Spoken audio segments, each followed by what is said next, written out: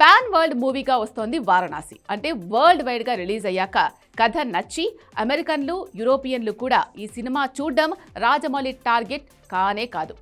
Release రోజే తెల్లోళ్ళు మన cinema కోసం థియేటర్స్ ముందు క్యూ కట్టాలి. అందుకే హాలీవుడ్ మీడియాను హైదరాబాద్కు రప్పించాడు. పని కట్టుకుని అమెరికన్ రిపోర్టర్లకు వారణాసి టీం ఇంటర్వ్యూ ఇచ్చింది. విచిత్రం ఏంటంటే సినిమా లాంచ్ని సీక్రెట్గా చేసిన రాజమౌళి ఇప్పుడు ఈ ఇంటర్వ్యూలో మాత్రం అంతా ఓపెన్ చేసేశాడు. వారణాసి డ్యూరేషన్ 3 గంటల 20 నిమిషాలన్నాడు. 2 భాగాలుగా సినిమా తీయాలనుకున్నా ఆ ఆలోచన పక్కన పెట్టినట్టు తేల్చేశాడు. గ్లిమ్స్ కోసం ఆర్టిఫిషియల్ ఇంటెలిజెన్స్ వాడలేదు అన్నాడు. 25 నిమిషాల మైథలాజికల్ సీన్స్ మీద చాలా పెద్ద సీక్రెట్ రివీల్ చేశాడు. రుద్రుడిగా, రాముడు, శివుడిగా మహేష్ పాత్రలేంటో అఫీషియల్గా చెప్పేశాడు. అవతార్తో ఈ మూవీని పోల్చారంటూ విచిత్రమైన స్టేట్మెంట్ ఇచ్చాడు. అంతేకాదు ఈ సినిమా స్టోరీ లైన్ కూడా హాలీవుడ్ మీడియా పుణ్యమా అని బయటకొచ్చింది. అదేంటో రాజమౌళి, మహేష్ బాబు ఇంకేం రివీల్ చేశారో చూసేయండి.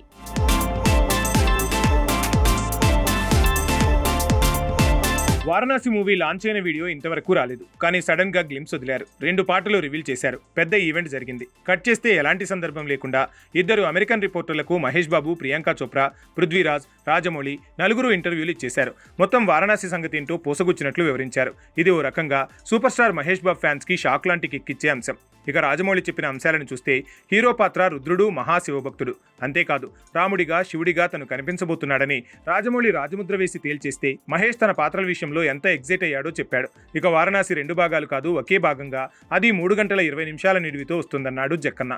అంతేకాదు బోర్ కొట్టే సీన్లు లేకుండా, ల్యాగ్ ఉండకుండా ప్రతి సీన్ని క్లైమాక్స్లా తీస్తున్నట్టు కాస్త ఎలివేట్ చేస్తూనే తేల్చాడు. కొల్లాయిడ్ ఇంటర్వ్యూ, స్క్రీన్ రాంట్ ప్లస్ అనే అమెరికన్ రిపోర్టర్లను హైదరాబాద్లో దింపిన రాజమౌళి వాళ్లతో వారణాసి విశేషాలు తేల్చాడు. 15 ఏళ్ల క్రితం సెట్ అవ్వాల్సిన కాంబినేషన్ ఇప్పుడు సెట్ అవ్వటమే కాదు, ఈసారి మేకింగ్లో డిలే కానీ, వాయిదాలు కానీ ఉండవన్నాడు. ఇక అవతార్ మూవీతో ఈ సినిమాను పోల్చడం గౌరవంగా ఉన్నా జేమ్స్ కెమెరూన్ ఒక శిఖరమని, తనతో పోల్చకండంటూ తాను ఇంకా విద్యార్థిని అన్నాడు. ఇక ఇందులో పాటలుండాలని, తాను డ్యాన్స్ చేయాలని, ఇండియన్ సినిమా చేసి 6 ఏళ్లైనట్లు, అందుకే పాటల రిక్వెస్ట్ని రాజమౌళికి చెప్పినట్టు ప్రియాంక చెప్పింది. ఇదేమంత ఎగ్జైటింగ్ విషయం కాకున్నా ఇందులో డ్యాన్స్ నెంబర్స్ చాలా ఉన్నాయన్న తన మాట మాత్రం తూటాలా పేలుతుంది.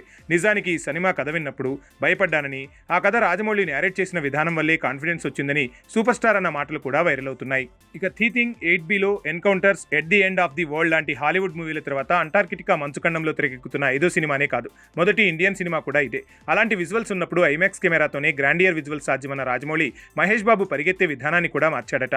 కేవలం సినిమాలో హీరే పరిగెత్తే షాట్స్ 2 ఉంటాయని, వాటి కోసం 6 నెలలు కష్టపడి తన రన్నింగ్ స్టైల్ మార్చాల్సి రావడానికి కారణం లార్డ్ రామాకి ప్రత్యేకమైన బాడీ లాంగ్వేజ్ ఉండటమే అన్నాడు.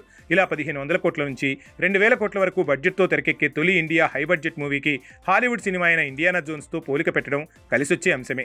కానీ అమెరికన్ రిపోర్టర్లతో రాజమౌళి ఏం చెప్పాడో కానీ కొల్లాయిడ్ యూట్యూబ్ ఛానల్లో మాత్రం Varanasi basic story line leak అయిందని తెలుస్తోంది. దాని ప్రకారం మహాశివభక్తుడైన రుద్రుడు అంటే హీరో విశ్వానికి సంబంధించి అతీంద్రియ శక్తి గల పురాతన వస్తువు కోసం హీరో టైం ట్రావెల్ చేస్తాడట. కానీ విలన్ కుంభా వల్ల ఈ టైం ట్రావెల్లో పెద్ద అలజడి మొదలవుతుంది.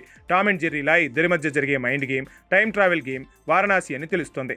ఇది హాలీవుడ్ రిపోర్టర్ల పుణ్యమాని బయటకొచ్చిన బేసిక్ స్టోరీ లైన్.